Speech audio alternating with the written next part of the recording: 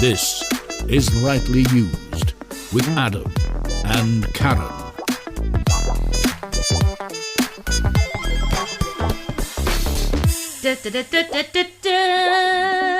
It's time for Lightly Used with your hosts Karen and Adam. And this week I get to take over saying hello, so you need to listen to me being stupid for a second. But anyway, we are back. This is episode 4, I think. We're still in single figures anyway. And Adam's already laughing at me, so welcome to the show, and hello, Adam. How has your week been? You know we've got the intro, right? You've heard the show. Yes, but hello.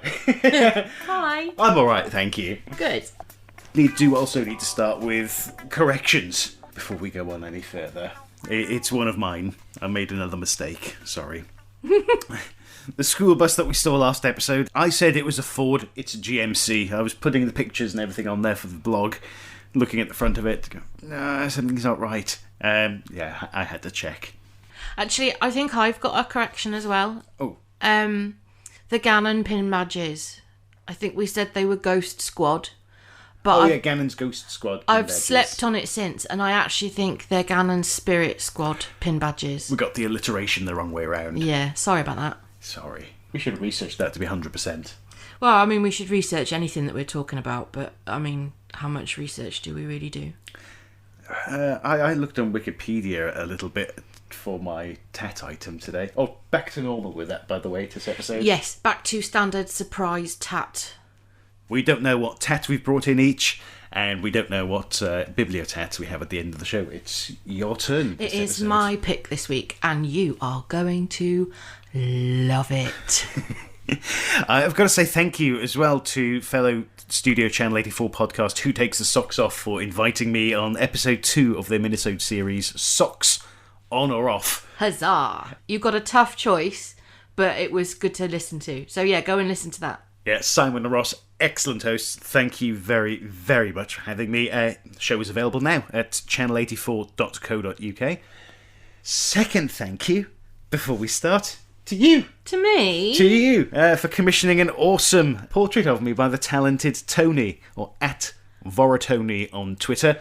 We will put a link, and these photos will definitely be in, portraits will definitely be in the show blog for this episode. Yeah. We're very, very proud of them. They're awesome. Excellent. Thank you, Tony. It's fantastic. Yeah, I've followed Tony, for a while since listening to other podcasts.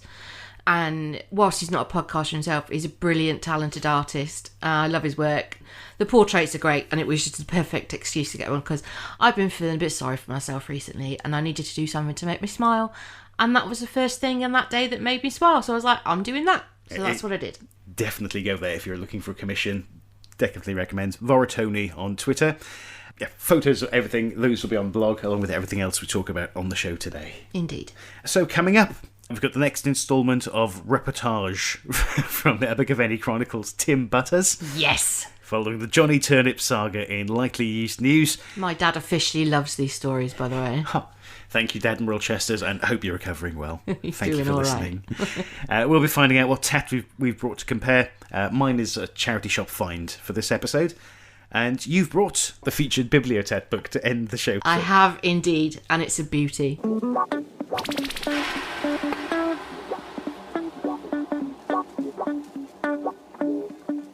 Likely Used News. The Ramblings of Johnny Turnip. Man warns we should all be very afraid of what lies beneath Abergavenny, by Tim Butters from the Abergavenny Chronicle on Monday the 25th of March. A local man who claims to have found the entrance to Abergavenny's secret network of tunnels has since returned from that underground labyrinth with a fantastical story to tell. Semi-professional, long-distance runner Johnny Turnip, alongside his mates Big Tony and Puerto Rico Paul, accidentally stumbled across a gateway to the tunnels during their quest to trap and tame a fairy. Turnip claims that after following a hedgehog he calls the Oracle of Spikes from the Swan Meadows to the castle, hoping it would lead them to a fairy lair, they discovered the entrance to the hidden realms of Abergavenny. Turnip said, "If you think sticking to the 20-mile-an-hour speed limit is hard, try following an hedgehog. It's a slow and laboured process, particularly when you've no idea where it's leading you. I don't know if you've spent a lot of time around hedgehogs, but they seem to have a massive attitude. It kept stopping, sniffing the air, turning around, giving us the eyeball. Prickly customers in every sense of the word. To make matters worse, 3 grown men intently following a hedgehog single file through the town in the early hours is going to attract attention, especially with Big Tony's history of badger baiting. Oh, Tony, I thought you were a good guy. You let us all down. Shocked. It's a good job the police are either all keeping a stern eye on their Twitter feeds or loading up in Mackie D's, or we'd have been nicked for acting like dickheads. That's something that happened a lot back in the day, I can tell you, recalled Turnip affectionately. Turnip explained that after about 3 torturous hours of walking like zombies in the hedgehog's trail, it led them to the entrance of the castle and then shocked them all by simply rolling on its back and dying. Oh, God. I couldn't believe it, said Turnip. We followed that bloody thing for hours, then had the cheek to die on us. 0 respect. Jesus Christ. Big Tony was fuming and went to kick it, but every living thing deserves respect, so I carefully put it inside a plastic bag and threw it in a nearby hedge. Oh, God. Turnip added, now that the only lead to find a fairy was as dead as a duck, we needed to use our heads and think on our feet. No sooner had they begun to argue over who was calling the shots, when Turnip claims he noticed a green light hovering over a patch of leaves inside the castle walls. It was another sign from my ancestors, claimed Turnip. It was like a will-o'-the-wisp beckoning us onwards. So we scaled the castle walls like we were teenagers again, but with bigger bellies and more mental health problems, and jumped down the other side to meet our destiny.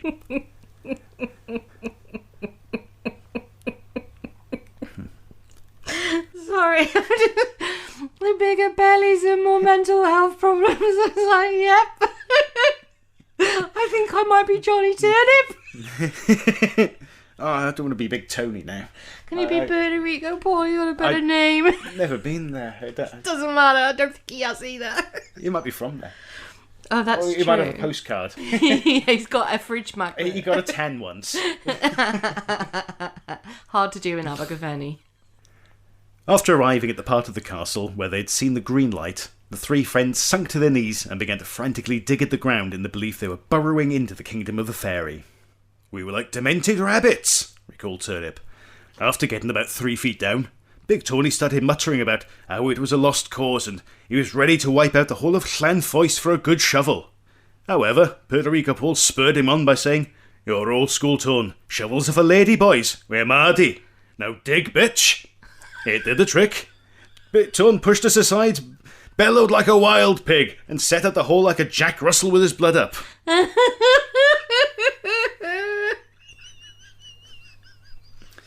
Turnip told the Chronicle, when they were 6 feet under, their raw and bleeding hands hit something hard and unyielding. Upon clearing the earth, they came across a hatch of sorts that was painted green and had a brass knob and plaque inscribed with the words, "Behold, you are now entering the gateway into the hidden realms of the Gateway to Wales." Turnip said, "I'm no Shakespeare, but as inscriptions on doors into other realms go, it lacked a certain poetry. The wording felt a bit clumsy, to be honest. Nevertheless, the hunt was on, and with all 3 of us pulling on the big brass knob, we gained entry quite easily." I bet. Behind the green door, the 3 friends found a spiral stone staircase leading deep into the bowels of the earth. Those steps went down as deep as the eye can see, and sort of disappeared into the dark, explained Turnip. At first, we were all overcome with a sense of dread, like when you wake up in the cells, hungover with no memory. I then had something resembling a panic attack, and blurted out, "What if we never escape these tunnels and get to drink cold lager in the sun again?" But then Big Tony said, "Bugger it, if there's fairies down there, they owe us, and I've come for what's mine."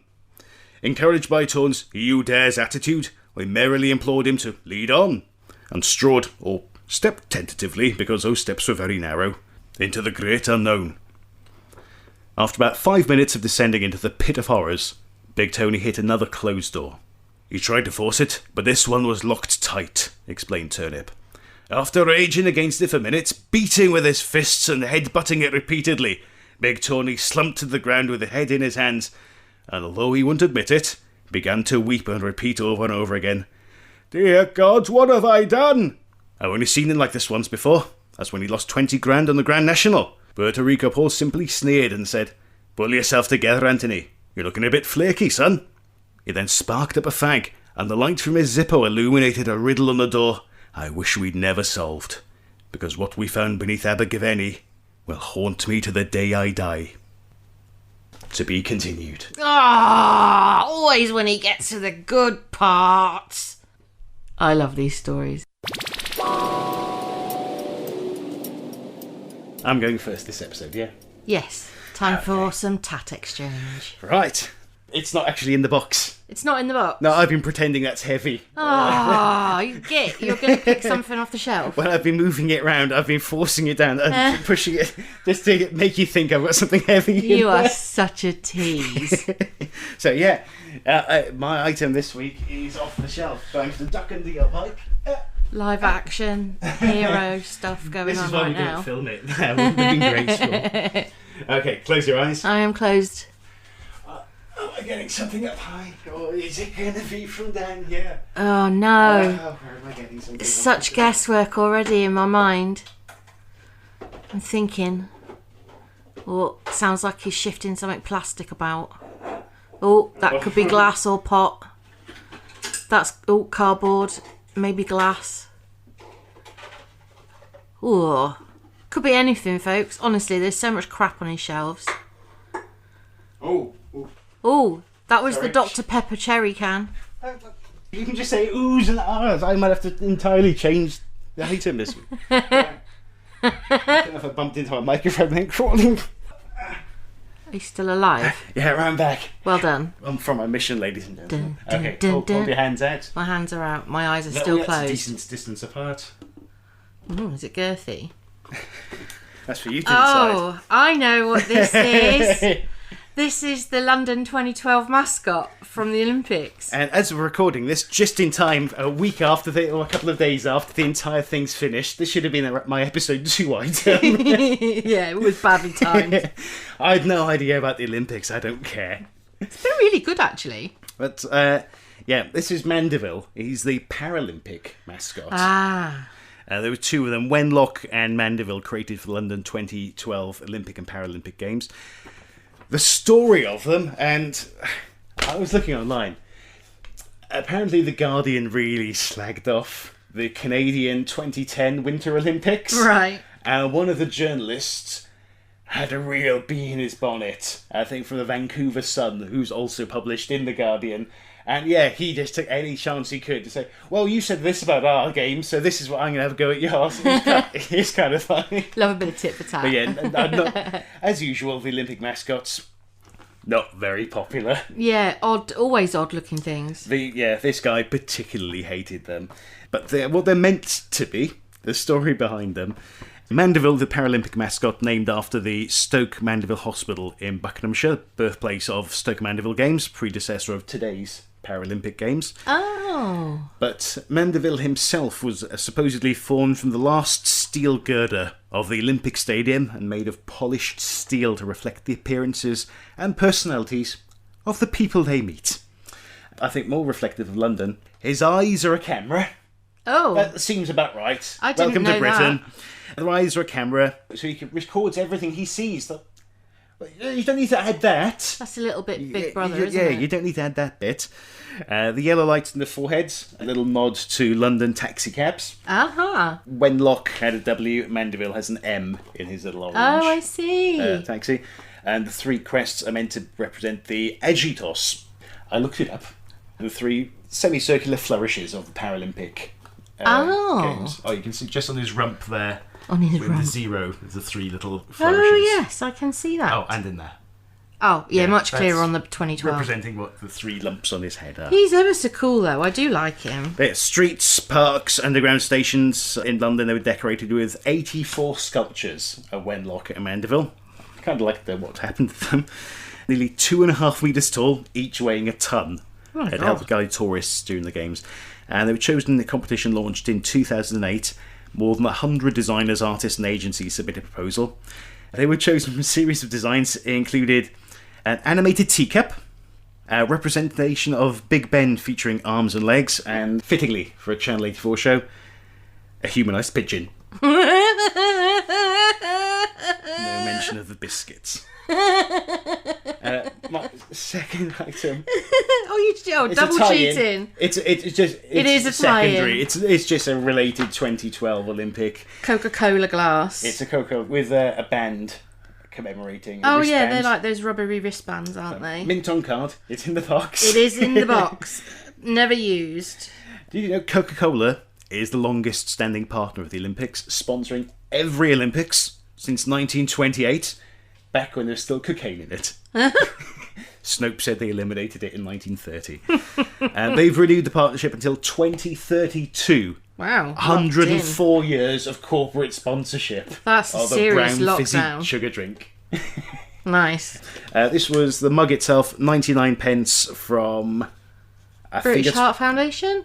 Yes, I think so, yeah. They've got bric-a-brac as a category. And same shop, £1. Yeah. For Mandeville. Bargain. Absolute bargain. I no interest at all in the Olympics, but 2 bits of commemorative crap on the cheap. I particularly like the velodrome track racing. I'm into bicycles going very fast. Bicycle racing.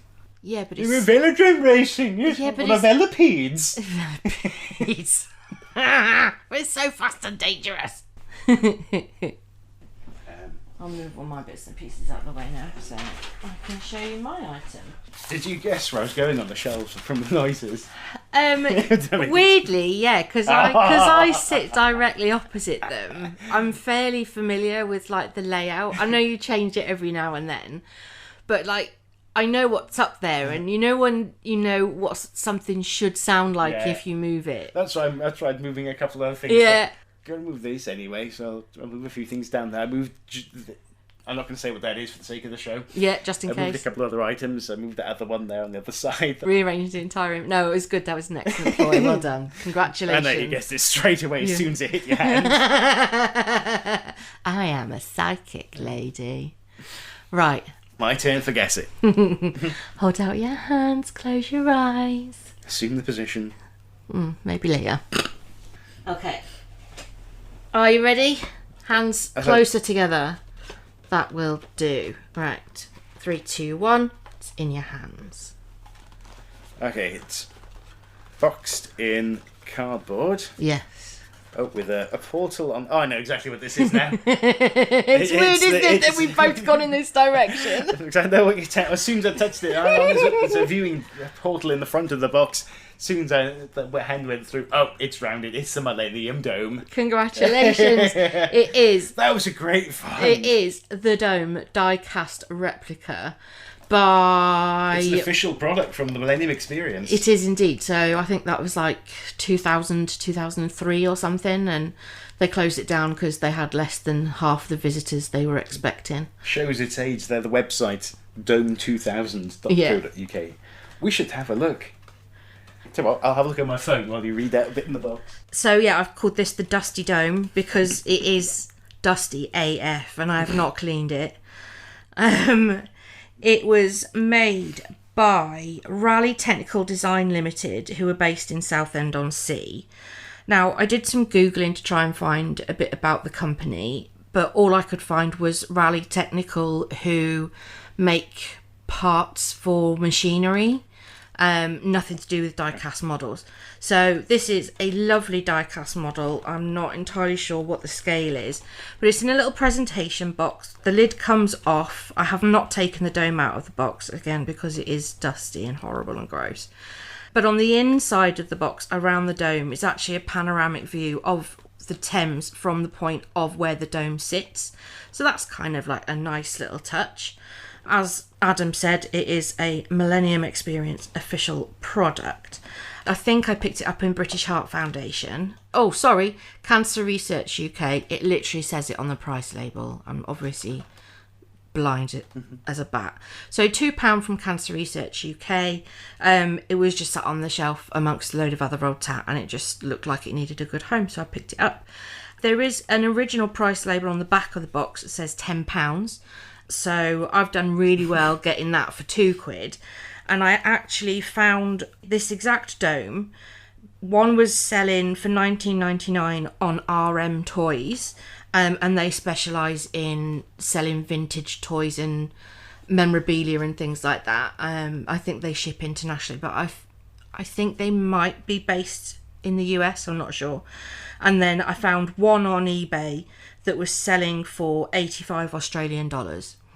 I don't know what that is in pounds. I haven't done the exchange rate. I think pound is roughly half. So still definitely more than £2. Oh, yeah. So, I've done all right. So £10, actually, this seems reasonable for this. It's being die-cast. It's presented really, really nice. If it was in a touristy place like that, you'd expect that to be maybe somewhere £20 up, to be fair. Yeah, I mean, even in 2000 to 2003, price-wise, £10 is pretty cheap. Right, that's the kind of thing I would come away with from going to the Millennium Experience. But the majority of the British population did not go. No, me neither. And we did not experience the Millennium in the way that people who built a very large tent wanted us to. But it is actually a really lovely thing. It's made really nicely. It's high quality. It doesn't look like it's been touched at all and taken out of the box. The box is a bit battered, but it's 24 years old, so I'll let it off. But yeah, I love it. You've definitely won. Oh, and I meant to say as well, hang on. I did laugh when you were like, oh my God, it's the dome, because we've kind of accidentally, not deliberately, gone down the lines of links to the Olympics. And whilst the Millennium Dome was not built for the 2012 Olympics, it was built quite a while before that, obviously. It was used during the summer 2012 Summer Olympics for the artistic gymnastics events, along with the medal rounds for basketball. And they were held in what is, the dome, but it's now, I think it's the O2 Arena now, and it's been the O2 for a long time. So yeah, tangential link to the Olympics. I was reading on the back of the box. Have you read this? Yes, but I couldn't tell you what it says. The new millennium is a momentous occasion. It's not just a time of celebration, but a time of renewal, with a spirit of confidence, ambition, and adventure. A national programme of events is underway. The centrepiece of the celebration is Greenwich, longitude 0, the home of time. Now, it's home to the Dome, an experience that will inspire us to reflect on who we are, what we do, and where we live, and where we are going. Imagine what we can do tomorrow. And dome2000.co.uk doesn't exist anymore. Does it not? Did you try and look for it? Yeah, I looked for it. I wonder if it'll be on the Internet Archives. What's it called? The Wayback Machine. The Wayback Machine, yeah. I bet there's some of it on there. If you ever get fed up of that, can you let me know? I would love to send that to Gareth and Estill at Zennial's Dome podcast. Oh, yeah, they would probably... hate it as much as you hated Mr. Blobby the episode. Yeah, definitely. But I love my Dome. It's great. Thank you. You definitely win this episode. Yay! Top Tat. I'm doing well. I'm right. I do like Mandeville, but I'm not going to argue that I can't have the win. I'm going to take the win. Thank you very much. Welcome back to part 4, possibly, of Nessie Hunt. Nessie what? Nessie Hunt. Okay, just checking. We think we've got most of the rules sorted. We've worked out a way to play it that seems to be working for us at the moment, although neither of us have got much equipment so far. I'm in the lead. I've got 280 points. Karen has got 10. It's not about how fast you get the points. It's about how much you enjoy the process. But I have been penalised for damaging a charter boat. I've had to give some money back. I've got some excellent eyewitnesses so far. I've got also the only equipment out in the field right now with 2 sonars. But it is my go. We did decide we're both going to buy some cameras. Yeah, we're pulling out the big guns. We need more evidence, otherwise this is going to take an age. And also, I will be setting the timer. Haha. So, right. Start the clock. Okay. Right, so I was going to buy these 3 cameras. And they are how much? £10 each. Okay. So my running cost is... What am I getting every round? 200, isn't it? 150. 150. 150. I told you he's trying to cheat. Oh, no, with that. But... No, I've got a grant. Yeah. But... So I don't... I don't have to buy those. No, you do have to buy them. We've discussed this. You've been given the money to purchase the equipment. Yeah. The equipment is available to be purchased. Yeah, so that's at no cost to me then. No, that is at cost to you because you were given the grant to cover the cost of the equipment.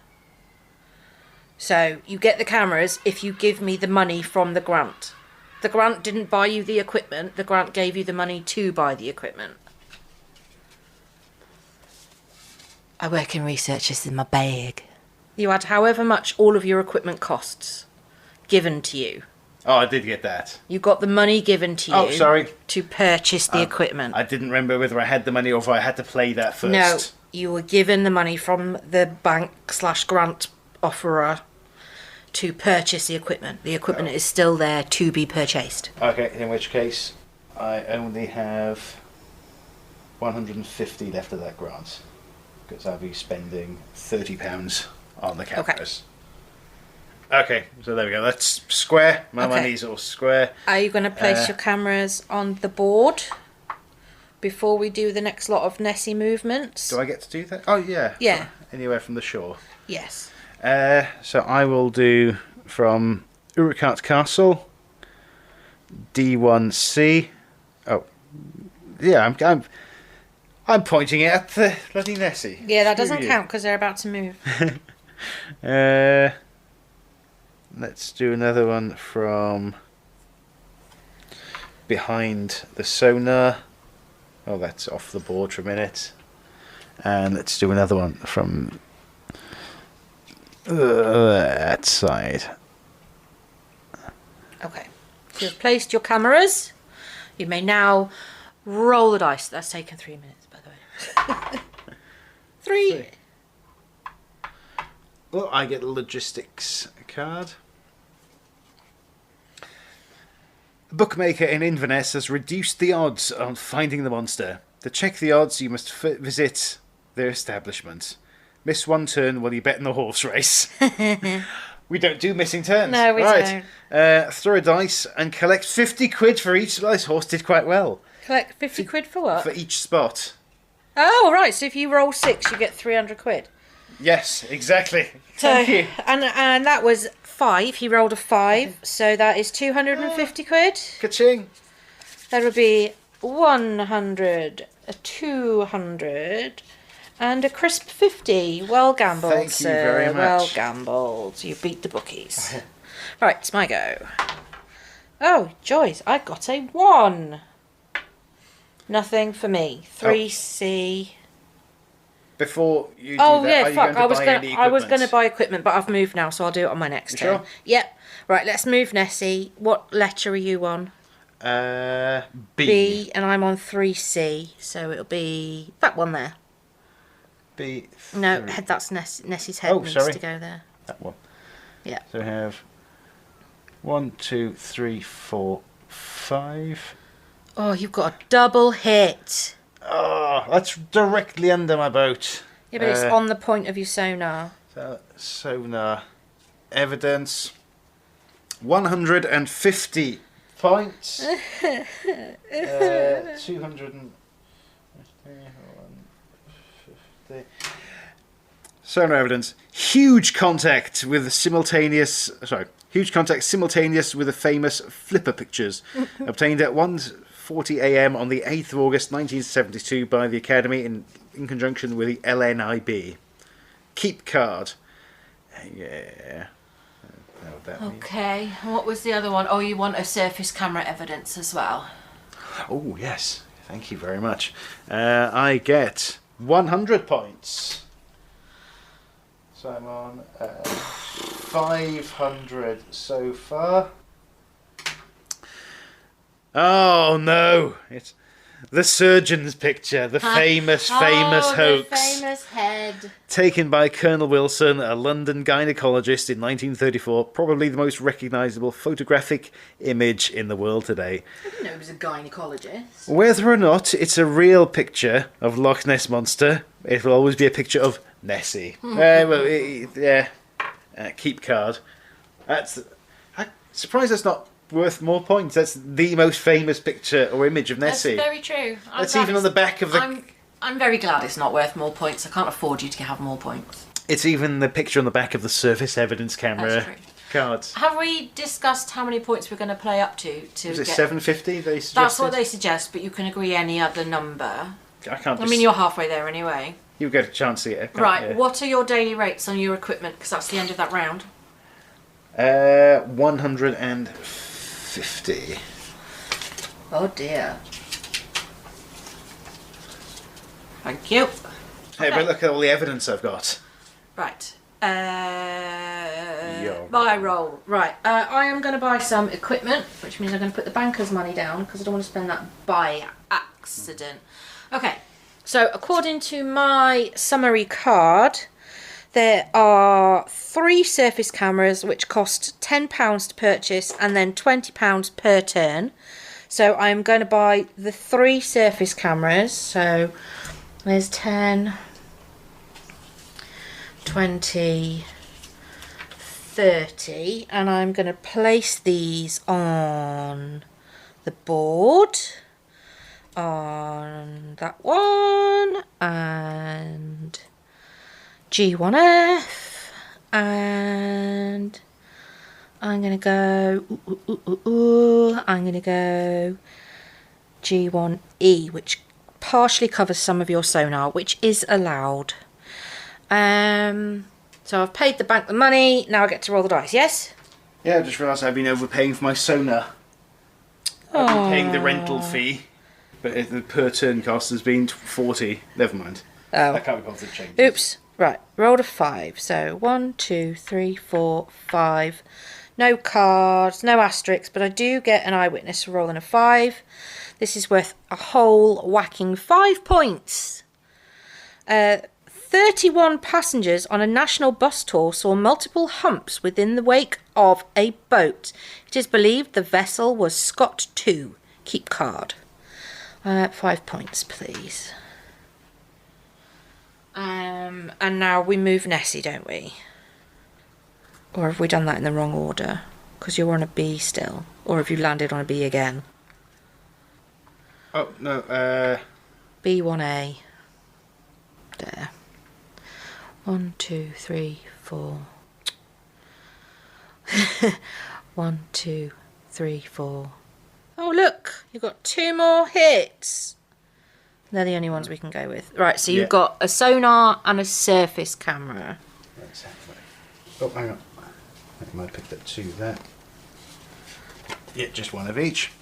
Let's go with the sonar first. Nil point. Yay! A blazing chip pan hurled from the galley causes a steeply diving target accompanied by exceptional turbulence. The Project Sonar research cabin was manned 24 hours a day in 1984 when it was moored in fixed position off the horseshoe scree. Several moving objects were obtained, but none displayed the strength of the contacts obtained by mobile patrol in the previous years. This has led to further investigation of the freak side echoes and a search for fixed targets. Keep card. Oh. I don't understand most of what I just read. No. It was a chip pan that was on fire. I don't know whether the other Don't know how targets that might have been translates chips. to a nasty monster. It was a sonar hit. Surface camera evidence, 45 points. That just looks like maybe a big fish or a wake or something. It's a weird wave. Yeah, that's a lot. Yeah. Dark shape seen through trees. This picture was snapped from a vehicle on the move. Oh, there's our 10 minutes. In the belief that it may have been an animal, such excitement can cause considerable time and effort to be wasted by researchers, but on this occasion the observer stopped the vehicle, walked back and realised it was a rock. I still get 45 points for that. 45 points for a rock. Do you want to finish this go off, being as you've started with your evidence cards, and then I'll have my go, and then we'll call it quits on this section? Yeah, let's do it. Okay. 2. Nothing? No. That's your money for getting through to the next round. 5 for me. 1, 2, 3, 4, 5. And I get an eyewitness card for rolling a 5, which is worth no points. Monster in Canal. The water spelt the water, but sorry about my terrible pronunciation. While heading home from the Loch Inn at Fort Augustus, Justin was frightened by a monster that caused him to fall into the Caledonian Canal. Justin's friend from AA vouched for his character. Hang on. This guy was going home from a pub, and his mate from his AA meeting vouched for his character. My guy saw some pink humps between some places, and he had some mates vouch for him as well. True. When he rode No his car off the points road. anyway, and then we need to move Nessie, and then that's the end of the round. Right, next time when you come back, we'll have a new position for Nessie, and we'll have some more money going back into the bank. That's from me. Thank you. That should be 140. And I owe the bank £60, which I shall pay now. And now the final segment of the show, Bibliotat, where we feature a book that we found in a charity shop, or sometimes, in my case, The attic. in the attic, or from my deceased relatives. Your turn to bring out the book this week. What have we got? Indeed. I have brought the most substantial book I own. The weighty tome. It is a weighty tome. Hang on. Is it Yellow Pages? No, it's not. I think it actually weighs more than what the Yellow Pages used to weigh in the 90s. Right. We don't bother looking away for this, do we? I can't remember No, you how don't we have do to. this segment. You don't have to look away. Do you need a hand lifting out I mean, of the you box? you can watch me turn around and bend over and grab the book if you like, or you can look away. It's up to you. I'm going to watch. So, this book cost £2.50, and for the amount of pages that you get, I don't think you can beat it for price, really. Oh! Welcome to Star Trek Script Books, Book 1, The Q Chronicles. This fucker.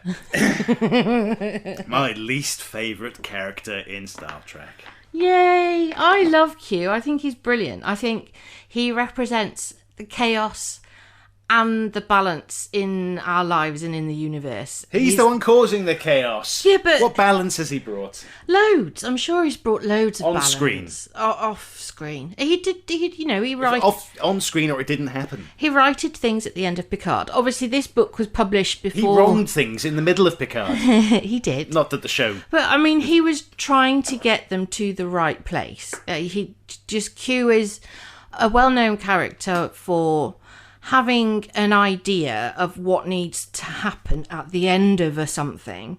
Because he caused them to do it. You have to do this, or you won't escape my trap. Yes. Fiddle-dee-dee. So Rumple's fucking stiltskin. he knows where he wants Picard to be, but he knows that Picard has to work his way to it, because you can't enlighten yourself just by magically ending up at a solution to something. You have to work your way through it.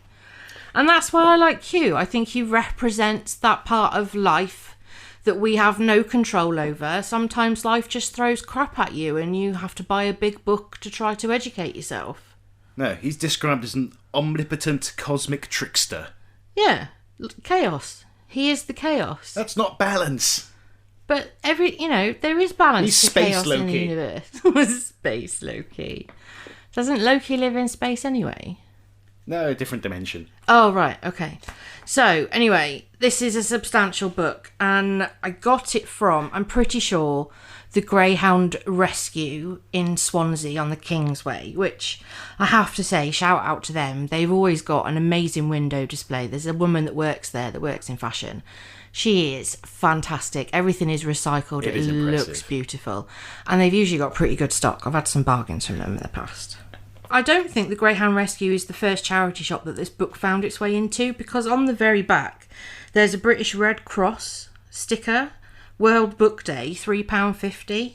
So I actually saved £1 by it being taken back to a different charity shop. I'm wondering if my tat was also from Greyhound Rescue, because the barcode's got the little QR code sticker on the statement. Oh, maybe.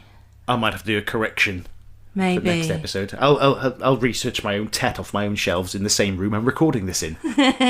Well, you do keep all your receipts. Instead of just... I don't know if I bothered with that one. Oh dear. So anyway, this is every episode that Q features in, from episode 1 of The Next Generation, or TNG, through to, I think, the last episode he appears in Voyager. Oh no, it might actually be TNG, the last one that he's featured in this book. Riker's name in there. Yeah. Picard, yeah. But there's like 840 pages of script. And in the middle, like any good reference book, there is a selection of some gorgeous photos, of which I've taken pictures of for the blog site. And they're just captions from different episodes. So you've got Captain Picard and his crew are placed on trial by Q to answer for all of humanity's foibles.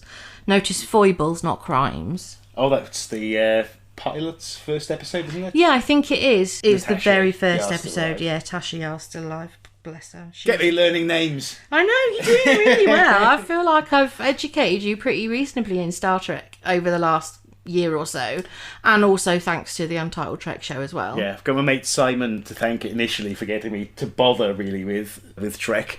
Yeah, of course yourself and Rob of Untitled Trek show also on Studio Channel 84, folks. Yay, all our favourite people in one place. But yeah, so there's pictures in here from different episodes with little quotes next to them. Data is assigned to monitor the now mortal Q's activities during his banishment from the Continuum. So in one of the episodes, Q gets banished from the Continuum because he's been too naughty and created too much disruption. So the Q Continuum have punished him in a way that Q has chosen to be punished, so they've turned him into a human, so he's got no powers. But he's still acting like he's omnipotent, and it's weird. So Data has to follow him around to make sure he doesn't cause any trouble. No, nobody's ever make it, but hang on. Oh, there's some partially clad naked. There's some partially clad, nearly naked ladies on the last but one page of pictures. Q adds a few touches to Voyager's Polynesian holodeck program, Robbie Robinson. So basically, Q is like, we need more naked people. I'm going to add some women that would normally work in Riser. And poof, they're there.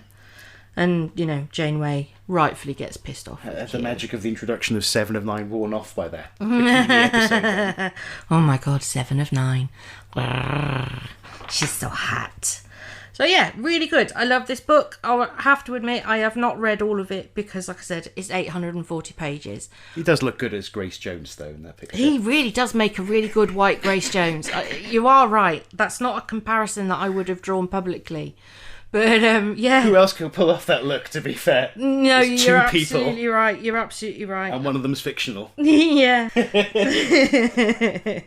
So yeah, really good. I love it. I love Q, and I brought this book over because I knew you'd hate it. Thank you very much for listening once again, and a big thank you for leaving your comments and ratings on Good Pods. I can't appreciate that enough. Yeah, absolutely. Love you guys. Thank you. You brighten my day every time I see even just 1 star. At least it's a reaction. Thank you. I personally love Good Pods, and they've got such a great community over there, and really I love the interactions that you get with people. And our lovely friend Jackson has just sent me a little video via WhatsApp of his screenshot, and apparently we are number 13 in the top 100 comedy indie podcasts on Good Pods. I have absolutely no idea. That's awesome. Thank you. Yeah. The only thing I can say is that it probably works on responses and reactions rather than analyse it. Rather than listener numbers. I don't know. But every comment counts. Every listen counts. Yeah. Hilarious. I cannot believe that. I'm sure there's an algorithm issue there. Yeah. But, yeah. Don't look into it too much if there is. Very happy. Thank you very much. You can find pictures and links for everything that we've talked about in today's episode on the show blog. And we are proud to be part of the Studio Channel 84 network. Make sure you check out the variety show, Untitled Trek Show, and Who Takes the Socks Off. I'm in their episode 2 spin-off, Socks On or Off, available now at channel84.co.uk. Thank you, Good Pods listeners. Thank you. Thank you. We love you. You're amazing. And all listeners from everywhere else. Yeah, thank you. Thank you too. But thank you, Good Pods. Yeah. Thank you. You're the best. We love you. Adam and Karen have been lightly used. Visit lightlyused.co.uk for more. To get in touch, email pod@lightlyused.co.uk. Sorry, might need to do a lot of that again. Why? I just killed the energy of the intro straight away after you.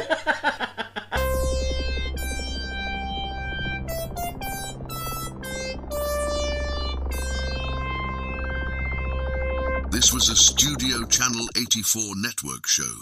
To find more, head over to channel84.co.uk now.